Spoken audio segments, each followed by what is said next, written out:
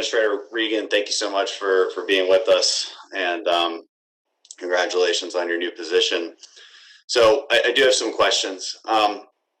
You've said that in your budget proposal, about 8% of the EPA's budget will be used for environmental justice. And as you put it, rewriting the DNA of the EPA. Hoping you can tell us what you mean by that. How do you attach dollars to the notion of implementing environmental justice? Well, thank you for that question, Congressman, and thank you for your service to this country. Environmental justice and equity will be part of the EPA's DNA. And what I mean by that is there are areas that we can bolster our efforts to be sure that communities that have had the disproportionate impact from pollution no longer suffer disproportionately. And so there are opportunities for us to take a look at overburdened communities to ensure that we have the appropriate air quality monitoring in place, that when we look at water quality needs from an infrastructure standpoint, that many of these communities have good quality drinking water, lead service lines and pipes that are disproportionately impacting communities. Administrator, since I have limited time, I think your answer so far is fairly reasonable, to be honest with you. That's fine. Thank you for defining that. The concern I have is certain legislation that may be written into law that you would have to then regulate. The Clean Futures Act, for instance, in Section 601, defines environmental justice rather differently than you just did. It defines it based on 17 principles from the 1991 People of Color Environmental Leadership Summit. Among some of these principles, it states that we must affirm the sacredness of Mother Earth. I'm not sure what that means. It's a bit paganistic. Another principle would say that we must oppose the destructive operations of all multinational corporations.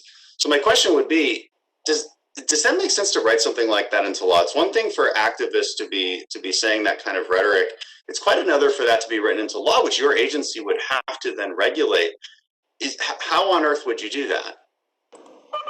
Well, and thank you for the question. I'm not familiar with that piece of legislation, so I'm not quite sure I can fully answer your question. I think any piece of legislation, we'd like to be sure that, number one, it follows the law, and we have the authority to actually execute on what is being asked of us. Okay. So I'll take a look at that, but not familiar with it. Well, thank you, Administrator. I do find it a little hard to believe that you haven't seen that piece of legislation. It's a flagship bill for your party, and it would directly influence everything you do at the EPA. Along the same lines, in Title IX of the Clean Future Act, it effectively bans plastic for the next 2 years, at least puts a pause on it, with the promise of burdensome regulations right after that.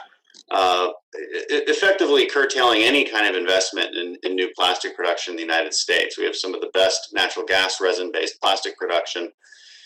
So the problem is this: there's opposing forces here. On the one hand, the Biden administration wants to implement an enormous infrastructure plan that will require massive new plastic production, whether it's building EV batteries, lightweight materials for EV cars, new syringes and biomedical devices and syringes which we use to vaccinate people, thousands of miles of fiber optic cable wrapped in plastic. But this would be banned, on the other hand, and your agency would be tasked to effectively ban that according to the law. So what would we do? Well, I want to be clear, honest, and transparent with you.